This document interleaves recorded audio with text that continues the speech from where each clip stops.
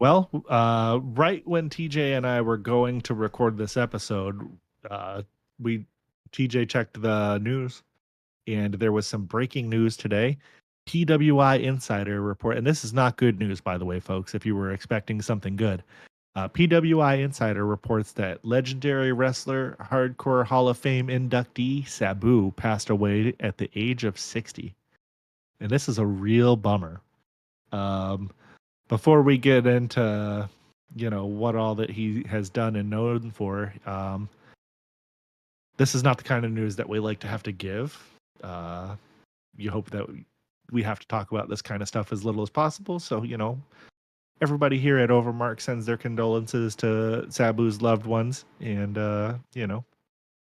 sorry to hear about that. That sucks, man. Yeah.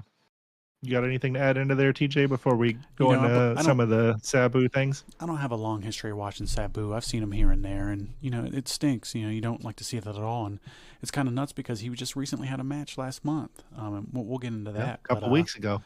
You know, it just sucks. Taken too early, and I feel bad for him, for his family, and I hope everybody's able to remember him in the best light possible, and just my thoughts will be with him and his family. Yeah.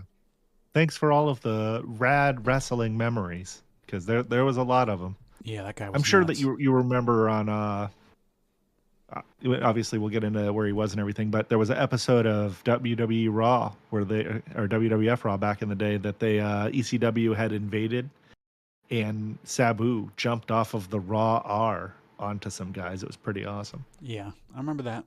That was Hell a yeah. pretty nuts time. But we'll go over a little bit of the history, where all Sabu worked. For those of you that may not be familiar with him, we're not going to take a super long time on this. Obviously, ECW is the promotion that he was the most associated with. He held the ECW World Heavyweight Championship twice. He held the ECW World Television title and the tag team titles 3 times. Once with Taz, 2 with RVD, and he helped define the hardcore style that ECW became famous for. That's kind of an understatement. He Yeah, he was probably one of the was the guys. dude doing the craziest shit out of any, besides like New Jack. When you saw Like him and New highlights Jack. of ECW, that was the guy that you would see more than anybody. I feel like Yep, it'd be like him, New Jack, and RVD, because and then whatever other dudes. I didn't have access to his shit all the time, so the most I saw was tapes here and there. And Yeah, he pretty wild, and the tapes were terrible quality. there was no YouTube back then. And I was fortunate enough that ECW had a TV deal down here in Florida with the Sun Sports Network when I was a kid. So on Saturday nights at like 2 o'clock in the morning, I would have my alarm set to wake me up at like 1:50, so I could be up 10 minutes before ECW started, so I could watch it for an hour and then go back to bed. That was pretty cool. But he wrestled in the 90s in New Japan. He brought his high-flying hardcore style to the Japanese audiences over there, and they ate that shit up. And he wrestled in FMW, which a lot of people that are wrestling fans that really are into Japanese wrestling or like wrestling history, I'll remember FMW. He wrestled Anita over there in a bunch of matches, different kinds of hardcore matches. Onita's the same guy that was doing the exploding ring match with Terry Funk. For people that may not remember him, that might jog your memories. He was in WCW for a real short time. I think we saw him on 1 or 2 episodes of Nitro. He wrestled Alex Wright at the Fall Brawl and actually won the match, but they ended up overturning the decision after the match because of some of the moves that he used were deemed to be illegal moves by WCW. Like, you weren't allowed to come off the top rope and some other dumb shit that they had at the time that were just like antiquated rules that they kind of phased out relatively quickly. He's a one-time NWA champion in 2000. Hadn't really know about that until we did the research for this. He had a short run in the WWE's version of ECW for about a year, from 2006 to 2007. And then when they did the ECW One Night Stand pay-per-views, he was involved in those. This dude worked everywhere. If there was a modern wrestling organization, he was pretty much at it. He short stint in Ring of Honor in the mid 2000s. He appeared for AEW in 2023 as part of Adam Cole's storyline against Chris Jericho and served as a special enforcer for their match at Double or Nothing. 2023. That was that was one of Jericho's better matches. What did I say? 2003. It didn't have it listed. Oh, okay. But yeah, that was, like I was saying, that was one of Jericho's better matches and feuds, and it was cool that Sabu was involved in that. And then he kind of finished up his career more recently in Game Changer Wrestling. And those guys have been doing some pretty good stuff. They're still considered a indie promotion. I do think that they finally have a TV deal, but I don't think it's a very big one. Their production's pretty good for an indie.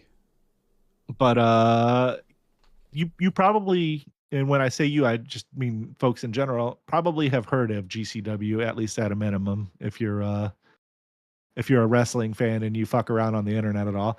He was, wrestled sporadically there, and he had his retirement match, like TJ was saying earlier, just a few weeks ago, April 18th, 2025. So less than a month ago, he had his match against Joey Janela at GCW's Joey Janela's Spring Break 9 event. He faced off. Oh man, I didn't actually read this before we got in it. He faced off with Janela in a no rope barbed wire match. Holy shit! 60-year-old man out there doing a no rope barbed wire match, ladies and gentlemen. Hopefully that didn't have anything to do with this. It probably didn't. I'm sure he was fine. But anyway, the match was a brutal affair featuring chairs, tables, and barbed wire, reminiscent of Sabu's prime ECW days. After the match, Janela showed respect to the hardcore icon, and the crowd gave Sabu a standing ovation.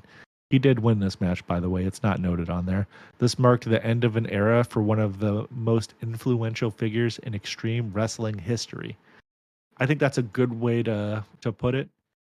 It was cool that he got to have a nice send-off match that was something that he could be proud of and get a good ovation on the way out. Not everybody gets that. You got anything to add? Any opinions or anything? Just gone too soon.